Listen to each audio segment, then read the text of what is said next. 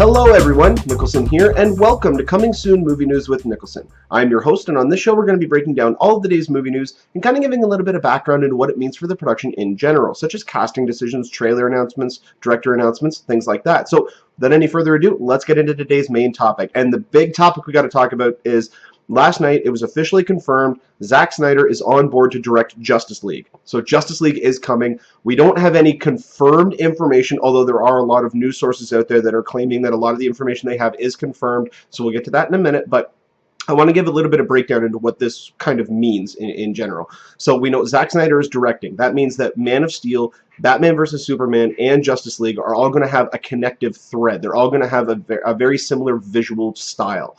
At least that's what we're assuming. I mean, directors can put different visual styles on the movies, but we're going to notice a through line with them. Very kind of similar yet different to how Marvel is doing. Each of their movies looks different, but they feel the same. This is going to look very, like each movie is going to be set within the same world. They're all going to look very similar. Being directed by Zack Snyder means that there's going to be a continuity with the films. There's going to be things that maybe another director might not pick up on, or they may not feel as though it's very necessary to continue on with that. With Zack Snyder coming in, this really kind of ups that ante. It means that even Batman vs. Superman most likely is going to lead directly into Justice League. It may even end on a cliffhanger with all the members coming together, or at least introducing. Maybe that's when Cyborg gets introduced, is right at the very end, and doing stuff like that. So one of the unconfirmed by Warner Brothers but confirmed by other news sources topics out there is this will indeed be shooting back-to-back with Batman vs. Superman, as we've previously speculated. I mean, it only makes sense for them to continue the original start date for Batman vs. Superman. Well, they pushed it back about 3 months, I believe. It was originally supposed to start shooting in either February or March. They've already done some second unit filming on the film, but it's expected within the next 2 weeks to start principal photography. So they've done a couple of I think they did a fight sequence between Batman and Superman, but just kind of like testing it out, maybe doing costume tests or lighting tests or something like that, but on location. So they have actually gone ahead and done that, and they've also filmed a football sequence last year. I believe it was near the end of the summer, beginning of the fall. They shot a high school football or a college football sequence for the movie between Gotham and Metropolis. That is also another potential area where Cyborg may come in, or Victor Stone, who in the comics was a football player. He could also be introduced there. The original article, like the Wall Street Journal got the exclusive on this. They're the ones who broke the story, and they stated that it's unlikely this movie would come out anytime before 2018. Yet a lot of news sources out there are stating that 2017 is very likely due to the fact that they are shooting them back to back. It also plays into how DC wants to have an annual release, at least to start off with, having one film released every year. So with Batman vs. Superman releasing in 2016 and the rumored release date of May 5th, 2017 for Justice League, that leads into the annual release dates, and then either potentially a standalone Batman film or a Wonder Woman movie to come in 2018. One thing though, that just before I was writing this, I only just recently picked up on this. May 5th, 2017 is yet another unannounced Marvel release date. When Marvel came out last summer, they stated that they confirmed Ant-Man for July of 2015. It was originally July 31st. It's now taken over Batman vs. Superman's previous spot of July 17th of 2015. But then they gave out 3 more release dates: May 6th, 2016, July 8th, 2016, and May 5th, 2017.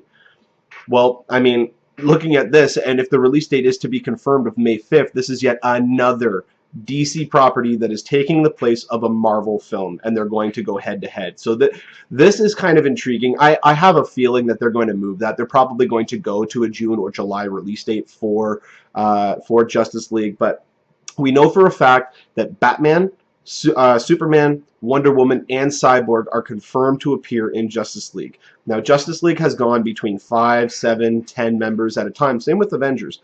So they're not necessarily conformed to having only 6 members, although the smaller amount of characters means that the more screen time they're going to have, the more story progression their characters are going to get, and just overall better performances, I feel, instead of overloading it. Like, I mean, if you think about Justice League as potentially like X-Men, then I hope what they don't do is have the Wolverine character, the Cyclops character, Storm, Jean Grey, and Professor X, and then have, you know, all of these other mutants just kind of showing up to show off their powers and be like a roll call type thing. I hope that they don't do that. But the rumored additions would be Aquaman, who they believe Jason Momoa is actually the highest or the most likely contender to play the role of Aquaman. Now, for those of you who don't know who Jason Momoa is, he got his big start on Baywatch way back in the day, but he's probably most known for three roles. The number one role would be as Khal Drogo on the first season of Game of Thrones.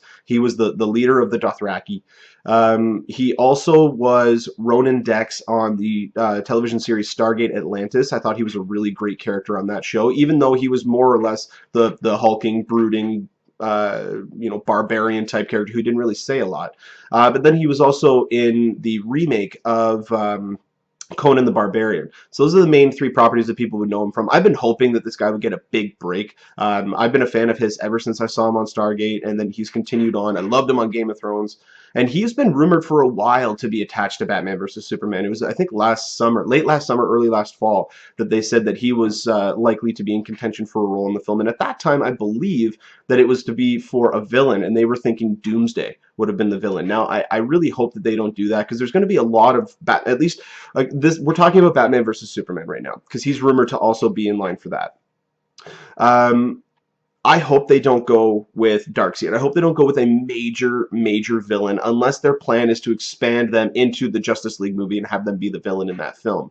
But there's going to be too much time taking care of the Batman and Superman storyline, as well as introducing Wonder Woman and Cyborg. So having a major villain like Doomsday would not do justice, no pun intended, to that character. However, if they were to set it up where Doomsday was the villain, and throughout the majority of the movie, Batman and Superman were in conflict, and then they came together to try to fight Doomsday, and they found that they couldn't do it on its own, and then it ends with Wonder Woman and Cyborg coming in. That may be intriguing, although that would need to be like, they couldn't do a year-long wait for that. That's too much of a tease. And the reason I'm thinking of that is because I just recently watched Mortal Kombat again the other day, and that's how it ends. It ends with all of them like getting ready to fight, and the title card comes up. But having Jason Momoa in there, I think, would be a very strong decision. He originally turned down the role of Drax the Destroyer in Guardians of the Galaxy. He was basically offered that role, and he turned it down because he didn't want to still play that same character, the hulking, brooding, doesn't really say a lot. I mean, there's not a lot for an actor to do in that role, and I really have to commend him for that, because that would have launched his career. Like, he would have got, or I mean, potentially launched his career, depending on how the movie goes. But he would have just gotten almost stereotyped into that character role. So I'm glad to see that he's branching out. I would love to see him as Aquaman, because I think he has the physicality and the acting chops to actually back that role up. But it looks as though it'll be, the additional members could potentially be Aquaman, Green Lantern, and Flash. Flash is probably the least likely, only because Warner Brothers and CW are currently doing a Flash television series, which is going to launch in the fall. And they've come out and stated that although they're not opposed to the idea, it's very unlikely that the television universe and the movie universe would coincide, very much like what Marvel is doing. So it's unlikely that would happen. But also with Green Lantern, it is, however, very likely that they will recast the role. And not continue on with Ryan Reynolds as that character. And even though I wasn't that impressed by the movie, I still enjoyed him as the character. And I thought that it was a weird casting decision when I first heard about it, but once I actually saw him playing the role, I was like, yeah, he fits very comfortably in this role. And he could bring a lot of levity to the overall Justice League movie, because I do feel that with Justice League, they're going to go dark. They're going to go brooding, they're going to go foreboding, you know, they're going to have that type of mood. It's not going to have the levity that the Avengers had. At least that's what I feel, based on the people who they have behind it, the tone they've already set with Man of Steel, and the tone that they've started to set up with Batman versus Superman. I have a feeling it's going to be a fairly dark movie, so having someone like Ryan Reynolds in there could bring a lot of levity to those sequences. And I don't know who they could get to recast. Essentially, what they don't want to have happen is they don't want to have to adhere to what happened in the Green Lantern film. Although they could try to find a way to bring him back, I don't know how they could do it. I mean, A lot of people are saying that if they bring J. Jonah Jameson into the new Spider-Man films, that even though this is a fully rebooted franchise, they should still get J.K. Simmons to come back and play him. And a lot of people are supporting that decision because he did such a good job. And you even look at the James Bond franchise. Look at Judi Dench. She played the character of M through the Pierce Brosnan films and then came back for the origin story and played the same character, even though it was a different James Bond, not just a different actor, but a different character altogether. They made a different version of James Bond. They still kept her in, and people didn't have a problem with that. So it could happen. Will it happen? Probably not, which is, it's kind of unfortunate. So they are going to have to deal with reinventing these characters, reintroducing them in a specific way, although I hope that the Justice League movie is not just an origin story for 5 or 6 characters, and then we get a villain thrown in for the end fight. That's what I hope does not happen.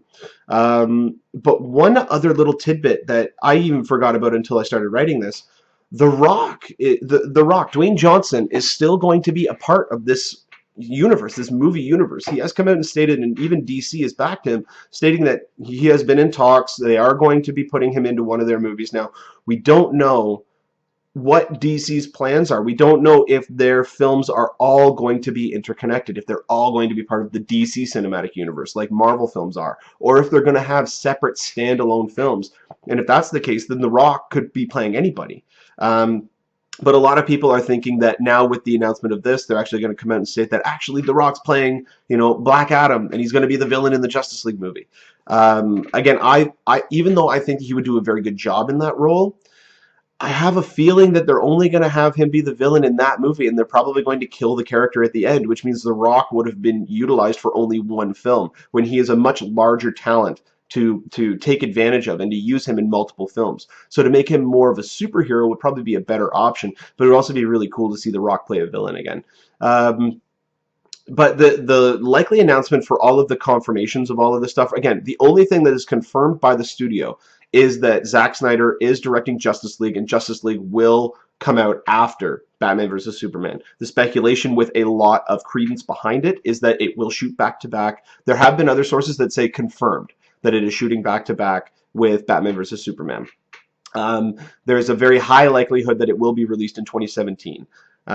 We know for a fact, this is confirmed, Batman, Superman, Wonder Woman, and Cyborg will be in it. However, everything else is still kind of up in the air. But Comic-Con in San Diego at the end of July will most likely be the official unveiling of the title of Batman vs. Superman, announcing Justice League officially, to everybody, stating that this is the cast. Very similar to what Marvel did a couple of years ago when they brought the entire Avengers cast out.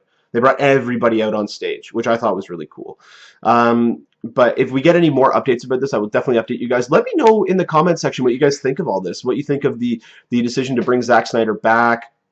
Anything in terms of what you potentially could have done differently, who you would have gotten. I know a lot of people were hoping Ben Affleck would direct it, but I have a very strong feeling that he's going to be directing the standalone Batman films, and that's one of the reasons why he signed on to do this. But we're going to get more information, hopefully at Comic-Con, so when we do, I will definitely update you guys on here. Now, since this was such a big story, and this is what all the news sources are covering, this is the only main topic today, but we got a couple of rapid-fire options here. And the first section for rapid-fire is, with Star Wars Episode VII news expected to drop in the next week, I actually believe it's less than a week, on next Sunday, we may have some early news. This was kind of intriguing. Mark Hamill, Harrison Ford, and Carrie Fisher have all been spotted in London, where the movie is going to be filmed at Shepperton Studios. One photo of Mark Hamill in particular, they took a photo of Harrison Ford was with a couple of pilots at a London airfield with a couple of helicopters.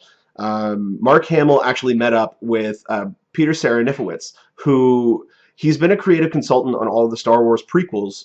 He's been heavily involved in the Star Wars films. Even before the prequels were even being done, he was a part of Lucasfilm. And he was also the voice of Darth Maul in The Phantom Menace. And he tweeted out a photo that said, "Met up with Mark Hamill in London. Wonder why he is here." And even looking at the photo, there was an article on, I believe it was Screen Rant, or no, it was either Screen Rant or Slash Film, where they showed a photo of him, the photo of him that Peter tweeted out, but also a photo of him at last year's May the 4th event, where they did a screening of Return of the Jedi. And the dude looks like he's lost about 70 pounds.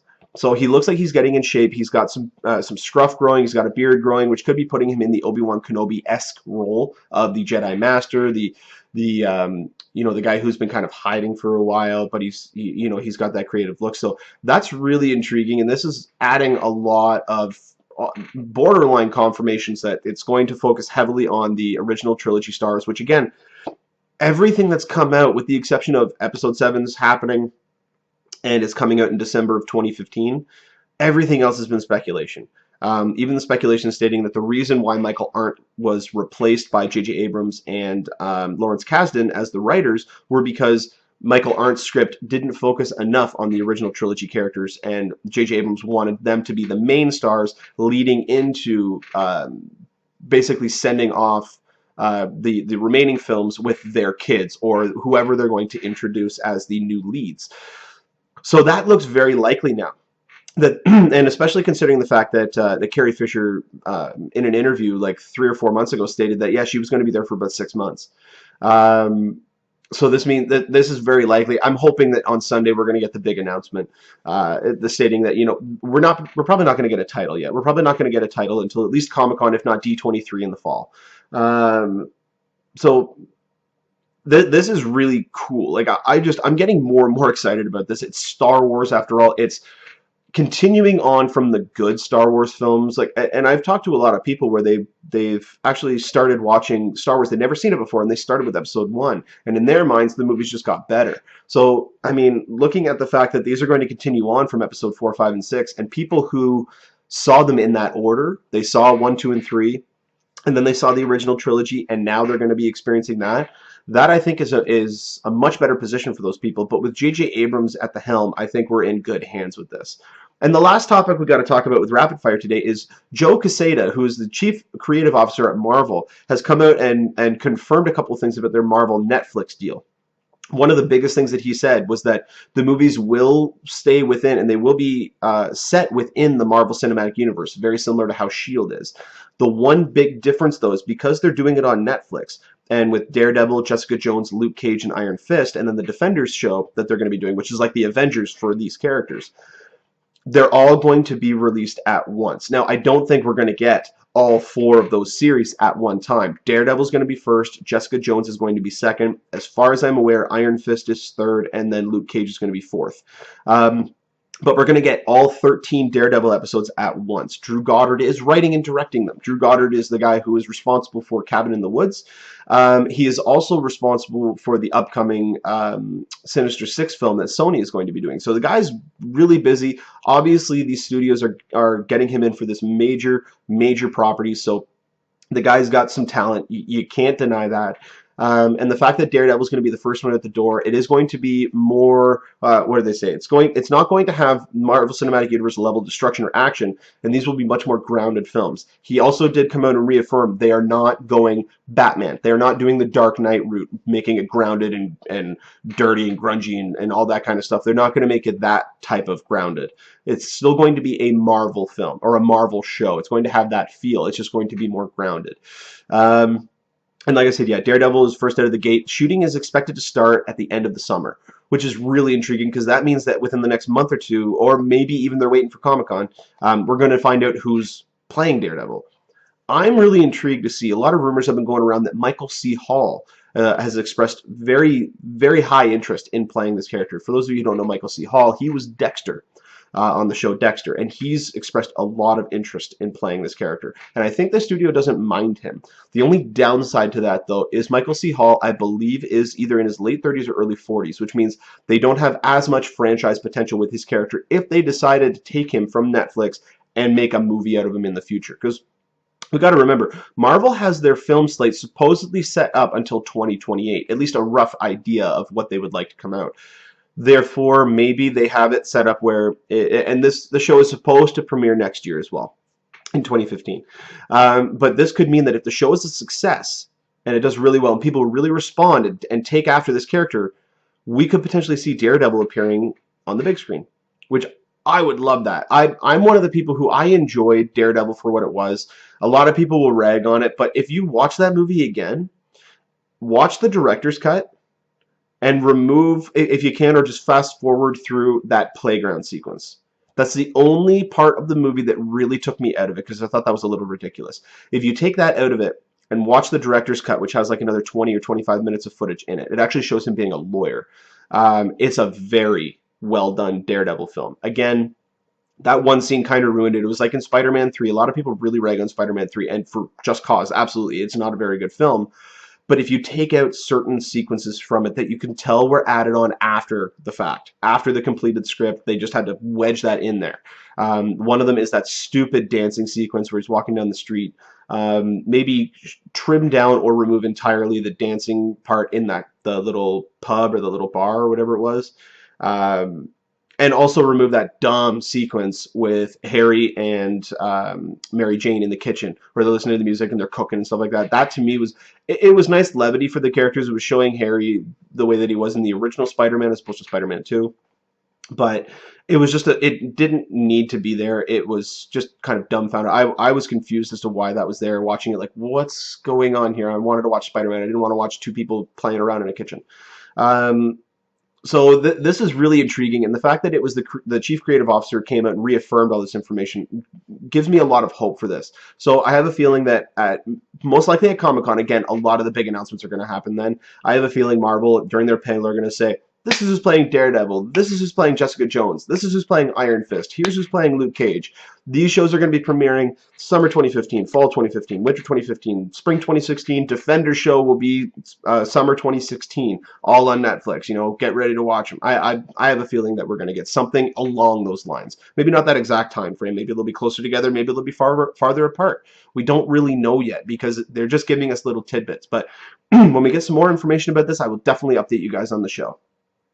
Well, that'll about do it for us here on Coming Soon Movie News with Nicholson. Thank you so much for watching. You guys have been a great audience. Don't forget to click the subscribe button right here so you can get updates on all of the episodes whenever they come out. Also, don't forget to follow me on Twitter. You can find me on Twitter at Nicholson, Niklsun, to get updates on all the movie-related information. Anytime something posts, I will be putting it on there.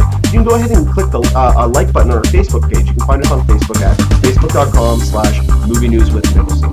If you guys have a question or a topic or anything of that sort that you would like to have discussed on the show, go ahead and put a comment in the comment section, or you can message me on Twitter at Nicholson, Niklsun, or you can email us at movienewswithnicholson@gmail.com.